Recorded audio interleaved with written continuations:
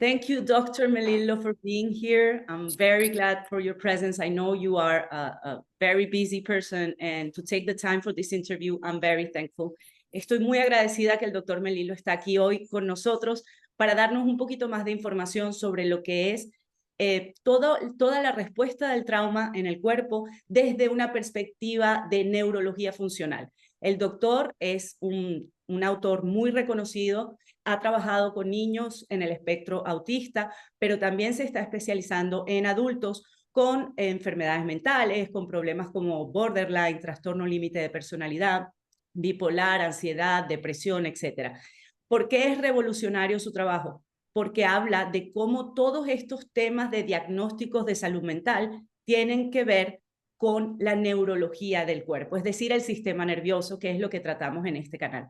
So, thank you, Dr. Melillo. I'm really glad that you're here.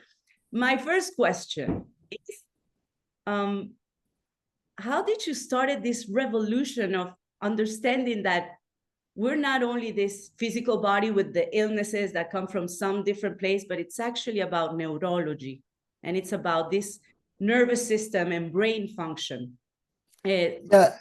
Yeah, as a clinician, my interest, when I went to graduate school, I was always interested in the body and in health. I was an athlete as a kid, and even in college, I played football in college. And so I wanted to study something in the healthcare field, and I gravitated towards chiropractic because I'd used that a lot as a kid, and it always helped me the most. And once I was in school, I fell in love with neurology and neuroanatomy and neuroscience.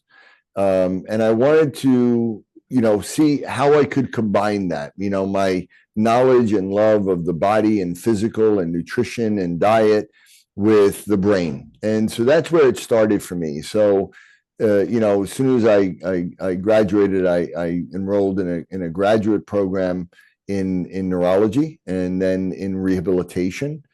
Along the way, I've also got a degree in clinical rehabilitation neuropsychology, and I have a PhD in developmental cognitive neuroscience. So, I've been a lifelong student. I've been studying, and what really triggered understanding of neurology as it relates to behavior and learning, that really started with my own children. My son was diagnosed with ADHD. My daughter had some dyslexic type syndrome. My other son had autism type symptoms.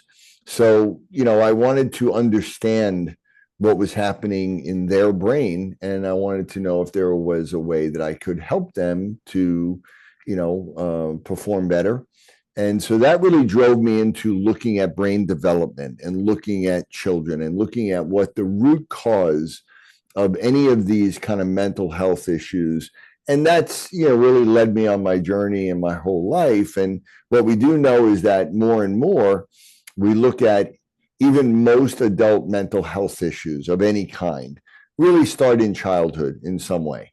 And so, and that's really, it's always fascinating. You can't ever learn enough. And I'm always trying to learn more, but I think we have a really good understanding of what's happening and how to be able to change the brain for the better in very positive ways. Okay, thank you. Entonces, el doctor le pregunté cómo fue que empezó a crear esta revolución, este cambio radical con respecto a entender las enfermedades mentales, los diagnósticos de aprendizaje, de comportamiento, no solamente como un diagnóstico que se queda en una zona del cuerpo, sino que tiene que ver con todo el sistema nervioso. Y él comenta toda su trayectoria, que es bastante larga y donde tiene hasta PhD en neurociencias. Así que es importante que lean bien los subtítulos para que entiendan mejor. Le voy a hacer la siguiente pregunta para ayudarnos a entender un poquito más sobre el aspecto de lo que es el estilo de apego. ¿Qué es lo que más tiene que ver con los traumas emocionales que después con el tiempo se desarrollan como traumas en el adulto y con diagnósticos al final de salud mental? So I wanted to ask you let's talk about attachment style and how this is related to, on one side, neurodevelopmental issues, things that the child is developing, and how this attachment style is connected to this, and how this then later in time, if it's not, let's say, guided in a healthy way, it can develop into a diagnosis of mental health disorder. Can we talk about that a little bit? Sure. Well, attachment in general is a function of the brain, and especially the right hemisphere. And there's been a lot written about this, especially there's a Dr.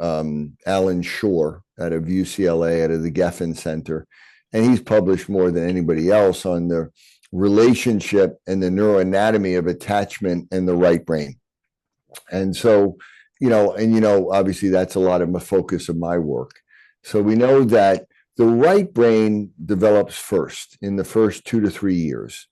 And the primary drive of the right brain initially is to attach to other people.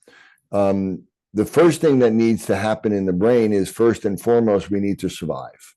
And when we look at human survival, all of this time, our number one survival strategy is that we must be part of a group.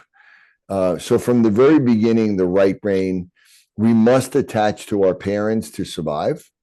And then we're driven to attach to other people because we need to other people to protect us.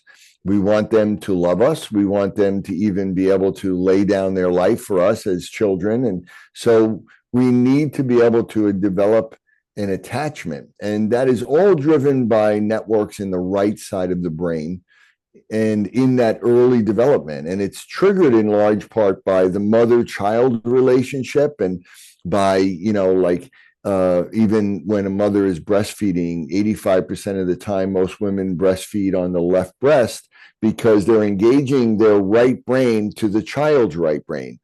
So the mom's right brain actually trains that right brain in the child, and the dad to a certain extent as well. But, that type of connection is something that happens. But like anything else, it's a byproduct of development of the brain.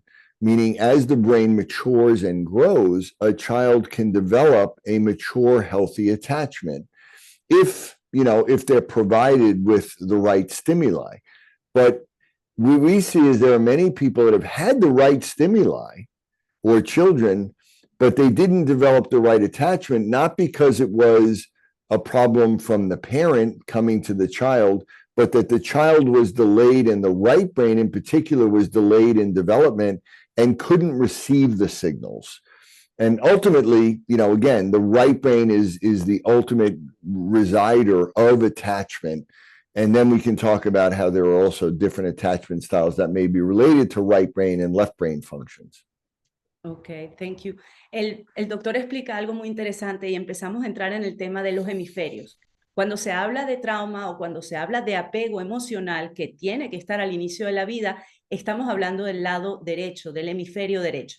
Entonces, voy a pasar a la siguiente pregunta, donde vamos a explorar un poquito mejor qué significa un apego desde el lado derecho y un apego bien sano también desde el lado izquierdo. So my question is this one. It comes natural, right? So if in the first years we're developing the right side and we're connecting to our mothers from that right hemisphere, what happens when the left hemisphere starts working and it's about 2-3 years, right? 3 years old. And what happens with that attachment? I mean, can it be that in those moments it's when things start to get unbalanced, or maybe that's when the mother starts realizing that something is not okay? Or is there other symptoms or signals that we can check on? Yeah.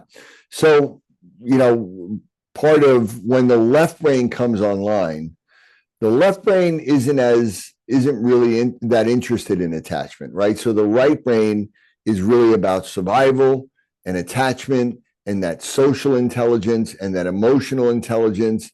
And in the first 3 years, it's really all about that. And we're not forming really conscious memories during that time. So we don't really remember this learning process. We just feel like, okay, it's there, but we don't realize if we don't learn it.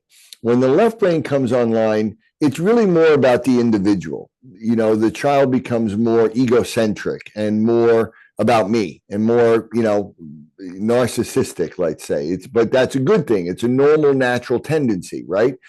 And so the left brain is more about my own individual self, as an individual, and my own goals and my own actions. And it starts to form conscious memories. And now it's more about learning and curiosity, what we call approach behavior, going out there, collecting information, collecting data, using that, categorizing it, putting it together, using it for speech, using it for a goal. And it's more individualistic and it's more, aggressive. So again, when the left brain comes on, this is when you may see the beginnings of the terrible twos, where the child is always kind of running away, or is more about going out there, and they're just, constantly running around, and they don't want to be held, and, they're more, individual. Yeah, they're more angry, but they're also more curious, and they start saying, why? And so what we see is, again, when we look at the different attachment styles, normally healthy attachment, we know, is more a byproduct of the right brain, and in particular, the orbital frontal cortex and its connections is like the ultimate resider in the right side of attachment and good, healthy attachment. If we have a deficit on the right side, it may affect us forming healthy attachments. If we have too much activity on the right side, that may also form unhealthy attachments. And that's the different. So if we look at, ambivalent attachment, that's usually the left brain is too active and we're not developing the appropriate level of attachment in the right brain. If we have too much, like anxious attachment, right, then that also may affect, because also, the ability with the mother and with attachment is the development of the ability to emotionally regulate and be able to regulate our emotions. So if we can't regulate that emotion, either it's too high or it's too low, it can lead to what look like symptoms of an attachment disorder. Yes, I was thinking while you talk about either too much or too less, it came to my mind the specifics of borderline issues. Like, these people have this way of loving extremely a person, and 5 minutes later they hate her or hate him, and it's like it's the worst thing that ever happened. And I mean, when we are 20 years old, around that age, we tend to be passionate. That's how we call it, right? We see this a passionate thing that we fight and we love. But after 30, it starts getting like a pattern, and it ends up with this diagnosis of, okay, this person has borderline, because these people also tend to fall into substance abuse, and like it's never enough, and they don't feel good because they play between guilt and love and hate, and then back and forward. So I was wondering, for example, because I do have people that have this diagnosis, in their case, it's about the right being too high, or it's about the left not in deficit, or on the opposite, is too much work on the left. I mean, is there a possibility to understand what is happening there? Yeah, and that's why, I always never just look at labels. I need to understand the individual and try to understand the neurology of the neuroanatomy of what's happening. So, typically I think, when we look at certain things like, people that have, let's say, are on the autism spectrum, they have right brain deficits and their left brain are overactive. People that might be dyslexic are the opposite of that, right? And they're overly sensitive to emotions, whereas people with right brain deficits may not really read emotions on other people. So what you can see is that, with people that are very right brain dominant and very sensitive, they may get very emotionally attached on a deep level. But the right brain also is sensitive to rejection. It's ultimately the main fear of the right brain is rejection, because if you were rejected by a group in the Stone Age, it was a death sentence, literally. So, there is that rejection sensitivity, and there's some people even have a label called rejection sensitivity dysphoria, where, they feel like if they're, rejected by a group or by a lover, or they feel like literally they're going to die. And that might make them get into a crazy manic type of state, or it may even get them angry or violent or aggressive, almost like they're fighting for their life. You understand? And I think that is probably what we're seeing in borderline. But you have to look at the history of the individual. Now, if you get someone that's very left brain, the only real emotion of the left brain is anger, right? That's kind of pure. And the left brain can get aggressive. And the left brain can also be very obsessive and compulsive. So, let's say if you met somebody and literally became almost addicted to that person, like physically, and then they rejected you, then it could trigger anger and even violence. So, I could explain it in almost any way, but once you understand the person and you look at their history and you look at who they are and what their personality is like, then you get a sense. But it's always described to me in these neurological terms like that. Ok, thank you. El doctor estaba explicando sobre el trastorno límite de personalidad específicamente y si es una cuestión de la derecha o la izquierda, fue mi pregunta. Y tendencialmente se habla de que podría ser una derecha porque es justo en el hemisferio derecho donde tenemos no solo el apego desarrollado para poder sobrevivir y apegarnos a una persona para nuestra sobrevivencia, por ejemplo, la madre, sino que también es el lugar donde está el miedo al rechazo. Y ese rechazo puede hacer que saquemos una rabia increíble para defendernos como si quisiéramos salvar nuestras vidas. Entonces, es un tema muy interesante porque estamos ya entrando en neurología funcional profunda. Voy a hacer la siguiente pregunta que tiene que ver más específicamente con respuestas al trauma. So, doctor, my question is, how can we, if we find ourselves in a trauma response, we realize, we start, because now a lot of information around trauma, people is getting very confused, right? So when we find ourselves in this trauma response, we understand that maybe we have a history of anxious attachment style, or that we are avoidant and we tend to reject people immediately because of this basic fear of rejection. So in that case, what would you, from the Melillo method, let's say, from that perspective, is there a way we can help people with this method? Is there something they can start applying to diminish those levels of reaction and start slowly to go into a response instead of a reaction? Sure. We all have reactions, right? And emotions are different networks in the brain. The left brain primarily is, like we said, anger, but also happiness and joy and pride. The right brain emotions are things like sadness, fear, danger, guilt, shame, embarrassment, and rejection, sensitivity, but also empathy and love. So we have these different areas and different networks in different parts of our brain that regulate those things. And all of us are going to react in situations, but some people react more and it's unhealthy, right? And it impacts their life in a negative way, and impacts their relationships in a negative way. Either you get people that aren't really forming, they seem kind of aloof. They don't seem like they really care about relationships. And they ultimately drive people away because they don't feel like people don't feel warm enough from them. Other people might be too over clingy and over emotional. So it's really a degree. Some of that is good. Too much of that is bad.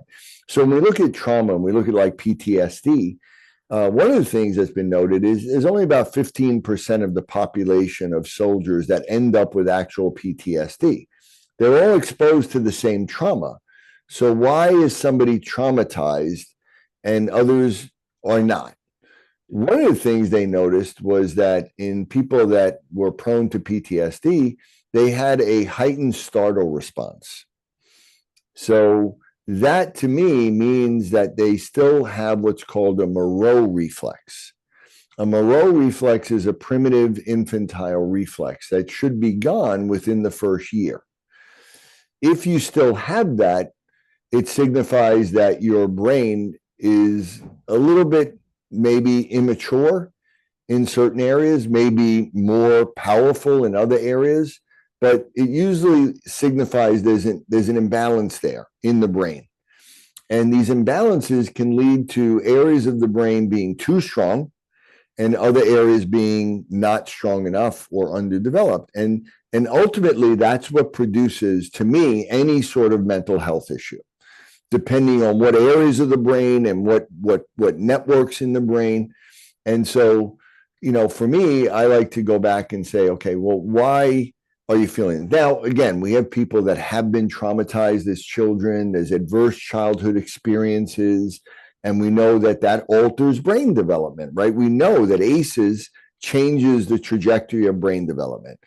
So the idea for me is I always go back to the development of their brain. I look to see if somebody has these reflexes and to see where they have these imbalances. And so that's where we start. We look to get rid of the reflexes. We look to rebuild the brain. We want to balance the brain. And then we want to do things to be able to get them to regulate their body and their emotions and all of those things in the most optimal way. And that usually is very successful because that's more than anything else, usually the root cause. Well, actually, yes, it's true that is successful because I can say I'm applying primitive reflexes on a population of women that have attachment issues, but also have trauma.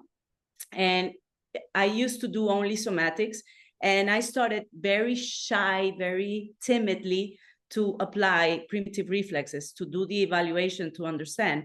And the change is amazing. I mean, it is. It's amazing. I have people with TDAH, with how you say it in English, attention deficit disorder and hyperactivity. And by simply integrating a few of the reflexes that we found, there is a change, there is a shift in the capacity of attention. And we're talking about adult people, these are not children. So at first I was curious because I didn't know. I thought, okay, for children it's easier because the brain is more plastic and easy. But now it's like, it's real. This really works. And that's why I'm so passionate about Melillo method and all you are developing and doing.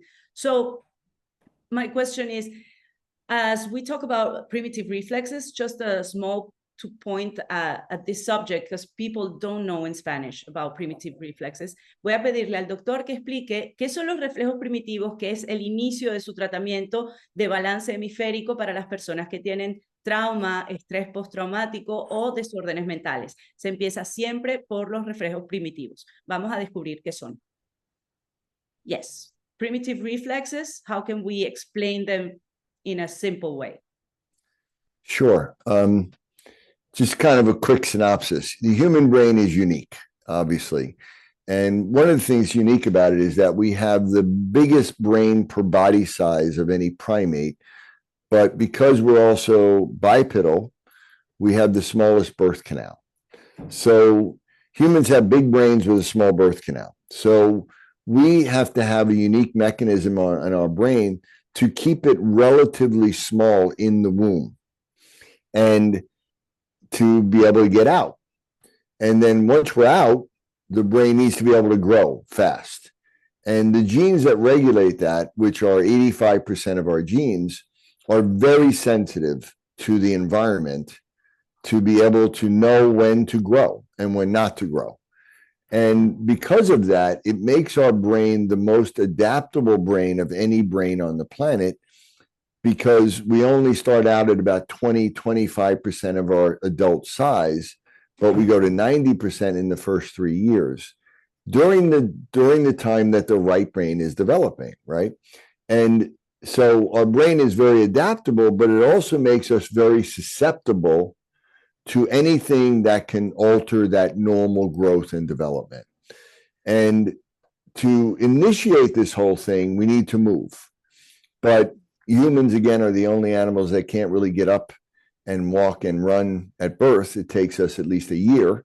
So we know that the motor cortex isn't, because the brain is immature, the motor cortex isn't there. The baby doesn't have control over their movement, but they need to move to initiate the whole thing. So we're born with these primitive infantile reflexes that allow us to move, and they come from the lower part of the brainstem. And they initiate that development. And we see that even pre-birth. So a baby gets into the right position to upside down and backwards to be able to come out of the womb. And then they use those reflexes to get themselves out of the womb. If they're not in the right position, if they're in a breech position or upside down in the wrong way, or they have the cord wrapped around their neck, then these reflexes may not be coming online appropriately. If they get stuck coming through the birth canal, or if they have a C-section, they're not using these reflexes, or they're not there. One of the first things we see is the rooting and sucking reflex. As soon as they're born, they should be able to latch on appropriately. And if they don't latch on, or there's a problem with that, then again, this reflex isn't there. And then these reflexes lead them through these stages of development, rolling over from side to side, crawling on the belly, and then crawling on all fours, and then sitting up and pulling up and standing up. And right around 12 months, all babies should walk a few steps, talk a few words, and point and wave and have good eye contact. And at that point, when that happens, these reflexes should be gone. So they should now be gone. As they get through, they should fade away. And then with the last reflex, walking, they go away. If we see that anything affects the onset of these reflexes before birth or during that first year, anything is delayed or skipped or not done in the right way, or they don't meet a milestone, if they're not talking at 12 months, if they're not pointing, or if they're not walking, then it usually means these reflexes have not gone away. And if they don't go away at one, they don't go away. And now what our research has shown is when that happens, it keeps the brain in a more immature state. Mm-hmm. And it specifically impacts the right brain more, because that year 1 to 2 is the peak development for right brain and for attachment and for emotional regulation and for attention and for socialization and emotional intelligence and feeling our body. So this is where primitive reflexes are very important. And what we have found is that there's, situations where these reflexes don't go away and they're retained. And this always leads to an imbalance one way or the other. So then there's this delay and immaturity in some areas of the brain where others may be overly advanced. It usually accentuates the child's natural strengths and weaknesses, which are traits that they're born with. But then once that imbalance is there, it tends to only get worse in time, and it may not manifest. I mean, autism may manifest in the first 3 years. ADHD may manifest in the first 6 or 7 years. Dyslexia or learning disabilities may manifest in 10, 12, 13. But schizophrenia doesn't come out into the 20s. Bipolar often doesn't come out until 30s. As you just said, the other disorder that we talked about, borderline, may not come out until later on. So that it depends on how altered that developmental trajectory is. And that is ultimately what I believe is the root cause of almost all mental health issues, is that is the issue. Okay, thank you so much. Yes, while you were speaking, it came to my mind about specifically PTSD, and having a lot of population right now complaining about anxiety and TDAH, deficit disorders of attention. And I was wondering, can it be possible that by hyperstimulating a nervous system through the screens and internet and social media, we are making it worse because we're not actually changing or helping the development of the brain, but actually we're hyperstimulating like in a wrong way. Is that possible to stimulate the brain in the wrong way? Absolutely. Yeah, screens, and especially, video games, the way they're designed, and certain aspects of the way social media is designed and the way we consume our news and our information now, it's all really directed towards the left brain. And it's done that way purposefully because the left brain, our dopamine networks in the left brain are really the same networks that are behind addiction. They're behind OCD behaviors, repetitive behaviors, and also mania. So what we see is that too much use of that. There's two things. One, it literally activates that left brain and can overactivate them, and then it becomes an addiction. The other is that we're not moving. We're not moving. We're not doing other things. We're not in nature. We're not doing the things that we need, and that the right brain really needs to be appropriately developed and regulated. So what we see is that especially when you expose a developing brain early on, especially in the first 3 years, and you activate them with a phone or an iPad or a computer, you're activating their left brain. And you may bring that on too soon. And this is what we see is happening in many right brain issues like autism. Their left brain is so powerful because these people are so smart and intelligent with their left brain. It comes online too early, and then it shuts down that right brain development. And so now the ability to develop attachment and self-regulation and emotional regulation is dampened or impaired or completely crushed. And this can lead to, again, addictive behaviors, OCD, and there's right brain and left brain types of anxiety, just like there's right brain and left brain types of OCD and ADHD. So on both ways, we can have different types of those. There's different subtypes. But when the left brain is dominant, that can definitely produce that and, really affect that right brain development. Thank you. Perfect.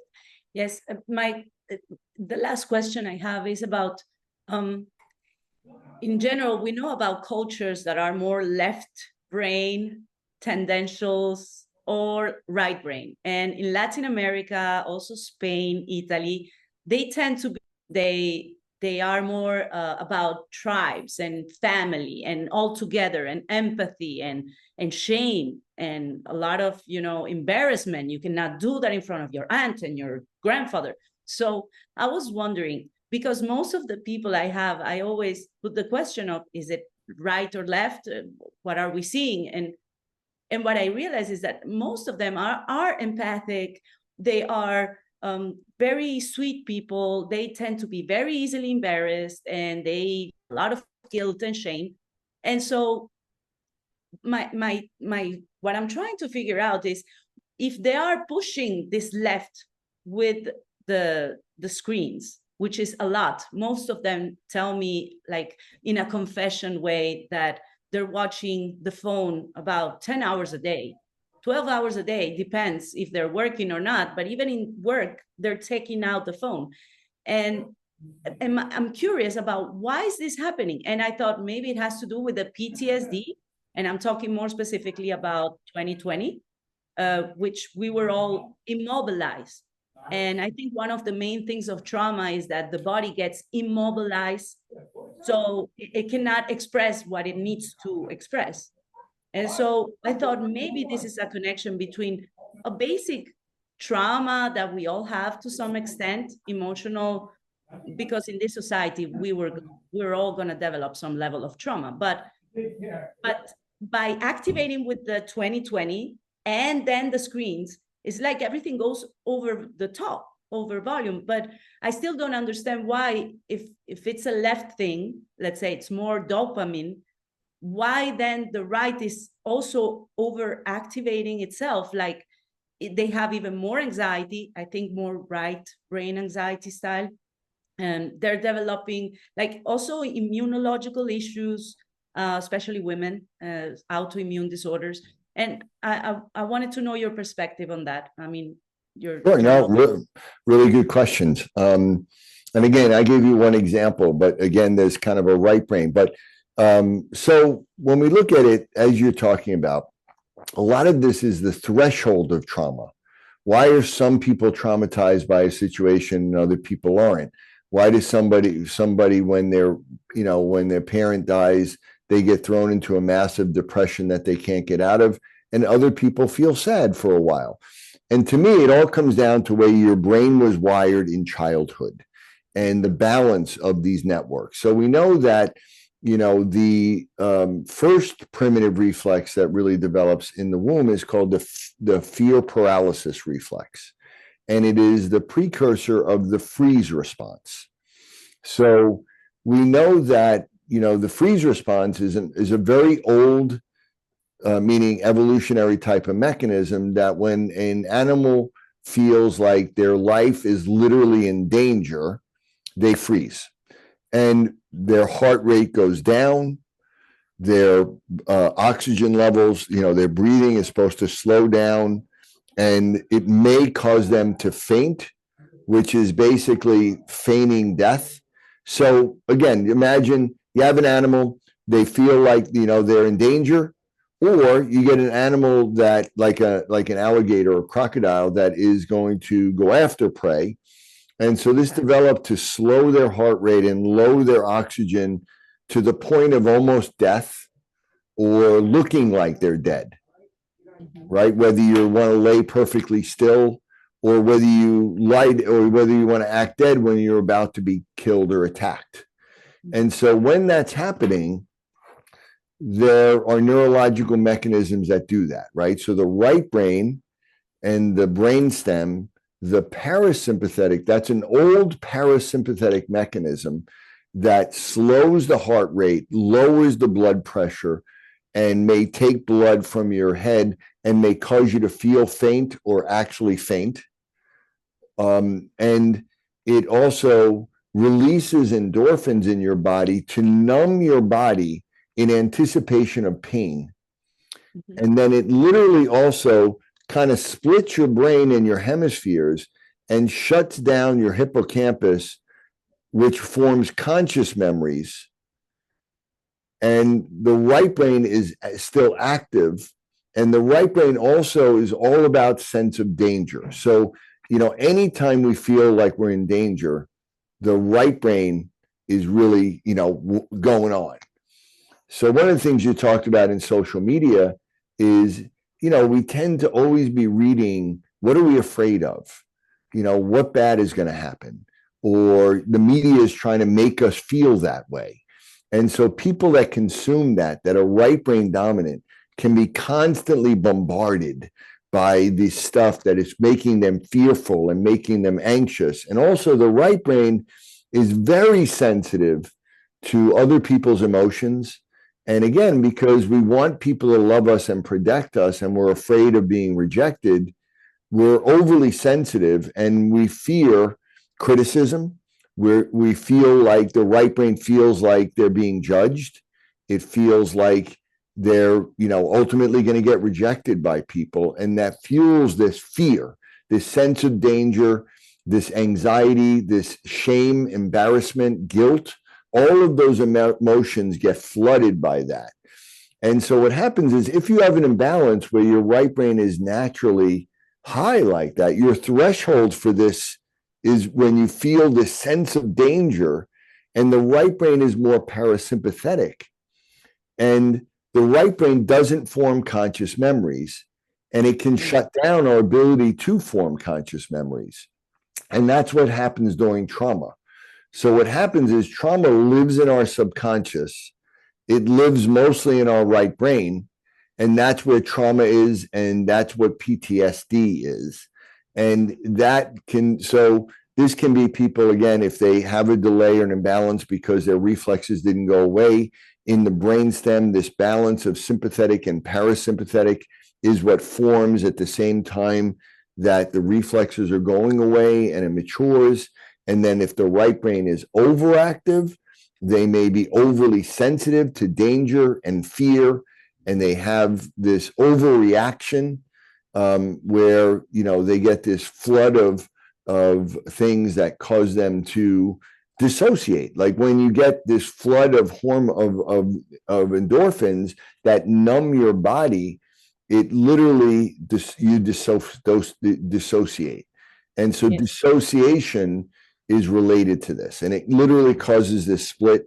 Most people that are traumatized don't remember the actual time of the trauma, and it lives in the subconscious. And that's why a lot of trauma therapy really is about how do we make the subconscious conscious, or how do we connect to the subconscious.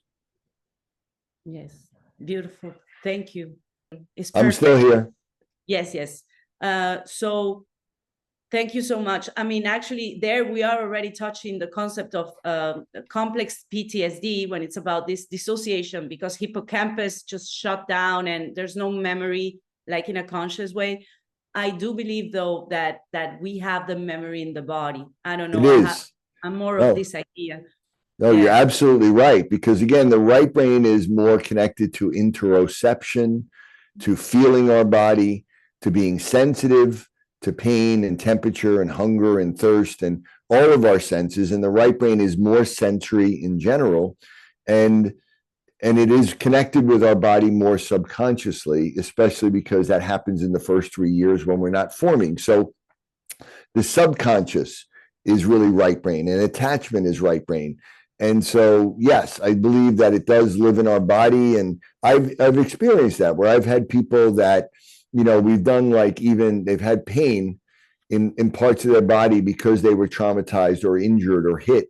And we've done, you know, body work with them. We've done ultrasound or trigger point or adjustments. And in the midst of doing that, I've had people have flashbacks where they would say, oh, that pain was from when that person knelt on my chest while they were, you know, hitting me, or they hit a pain and they go, oh, I just remembered. And they may never have really, and it brought it to a conscious way that they never did before. And so that's one of the best ways of making the subconscious conscious, is getting them to connect with this pain and with their body and their physical part. And I'm sure that's part of what you do, but that's where I believe that connection is. Yes, it's beautiful. So then I think somehow what we do when we stop and watch screens is actually we're immobilizing ourselves. We're repeating what happened before, and we're redoing the same thing. Like I get immobilized while my brain is watching all this horror, or like this feeling of I'm not good enough, you're not doing it right, you should do this, you should do that. And we absorb this. I'm talking about the right culture, tendential people. And of course, we get even more frozen, this effect of dissociation. And then we have like this outbursts of like reactions that make no sense to us once the prefrontal cortex comes online again, because for that second, it's like it's gone. It's amygdala, and that's it. So yeah, I mean, it's very interesting. I would love to keep this conversation, but it's like it's super late, and I've taken like a lot of your time, and I don't want to.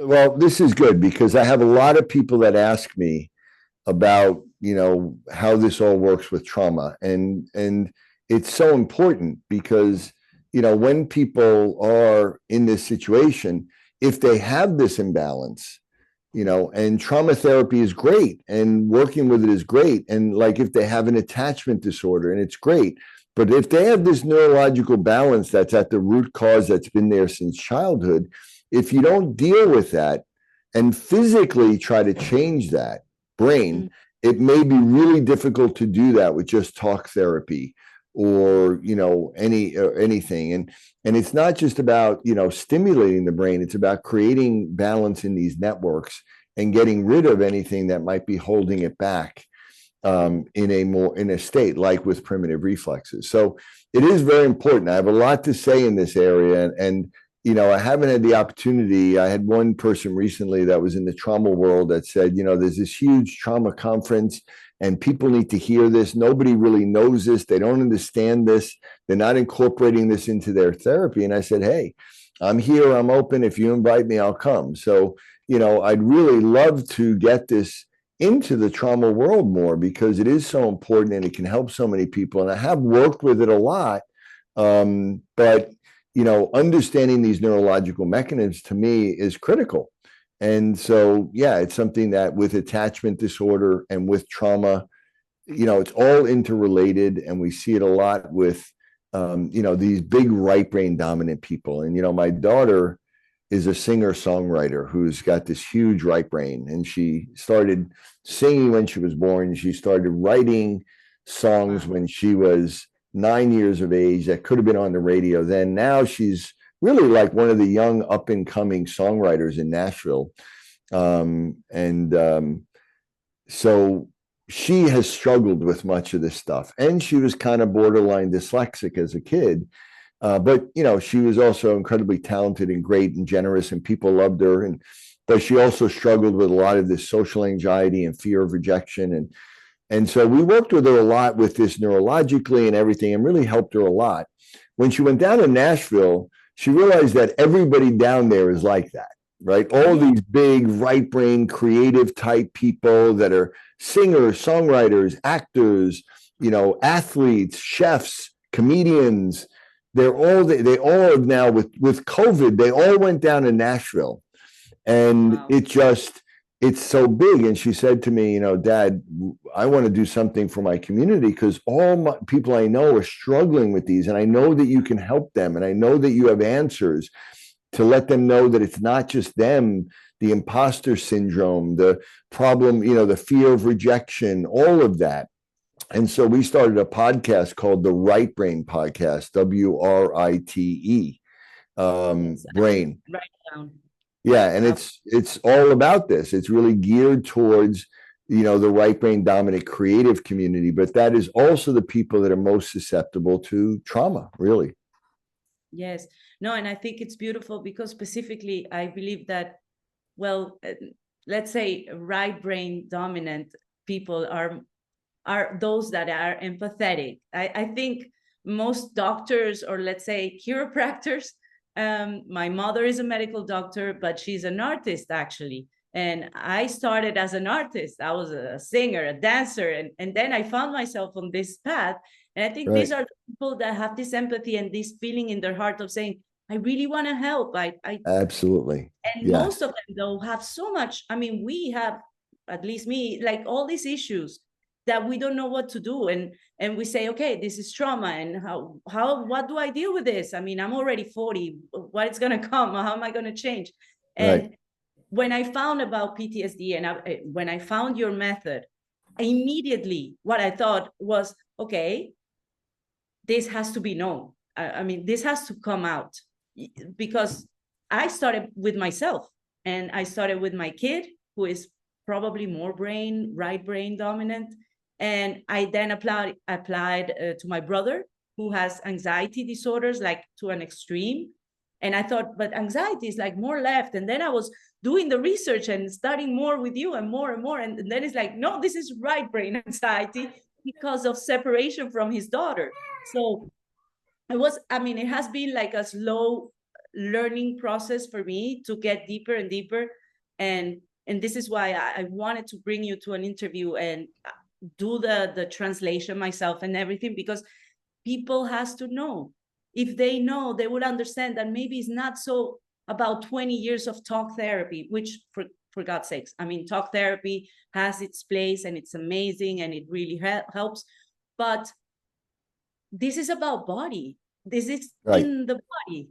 And so for me, it's like, that's the key. That's how I see it right now. So yeah, I agree. And I think that, obviously there's a great place for talk therapy. And if someone's been literally physically like abused or neglected or emotionally, they need to see a therapist without a doubt. But everybody would like to see the process happen faster and get results faster.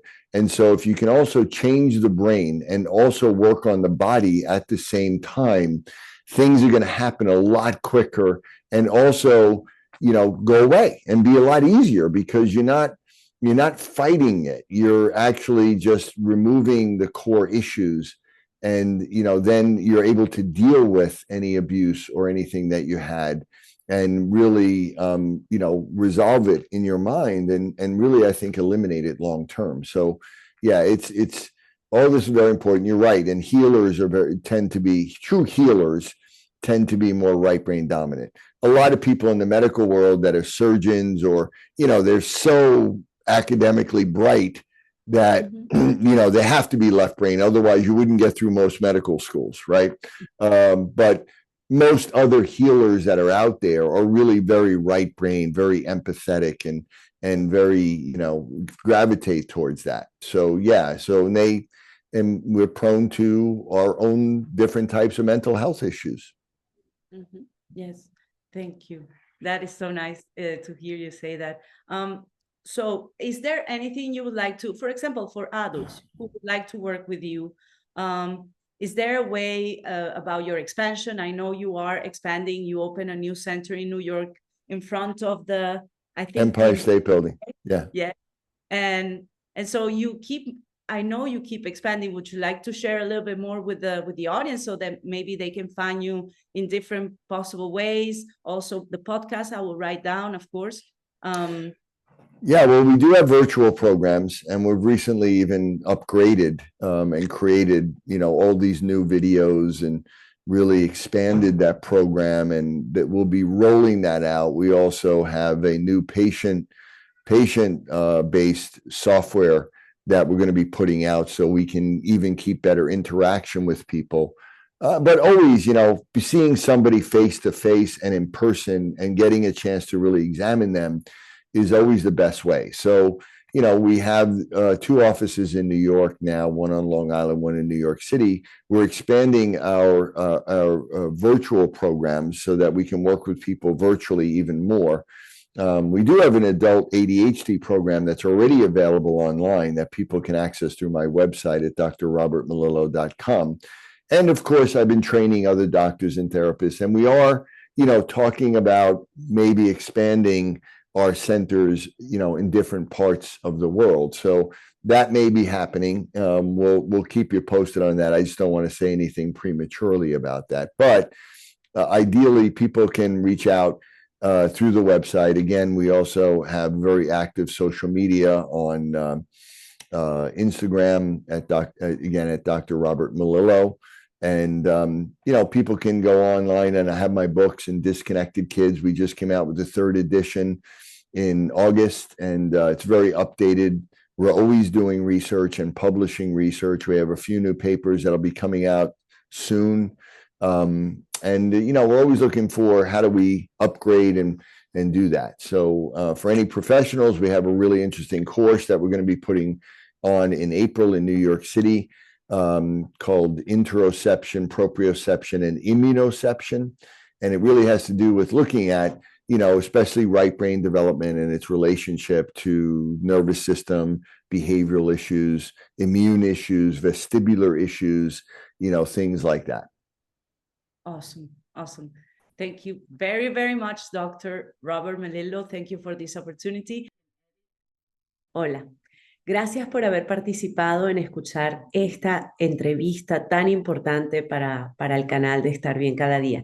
Es un placer que hayas compartido con nosotros el tema de la neurología funcional y cómo esta puede aportar en todo lo que trata el trauma y las heridas emocionales de la infancia, los estilos de apego. Si te interesa más de este contenido, me ayudas muchísimo dejándome tu like, dejándome un comentario abajo, y cualquier pregunta que tengas respecto a esta entrevista, déjala, porque voy a tratar de responder a cada una, y también si tengo alguna duda le preguntaré al doctor Robert Melillo. Si te interesa saber más o profundizar más, en la cajita de descripción aquí abajo del video, pinchando debajo del título, vas a encontrar todos los enlaces para que puedas contactar al doctor, para que puedas contactarme a mí y seguir profundizando. Lo importante es que te sientas bien cada día y que encuentres esa tranquilidad, esa calma para seguir adelante y seguir evolucionando en tu vida. Muchas gracias y nos vemos en el próximo video.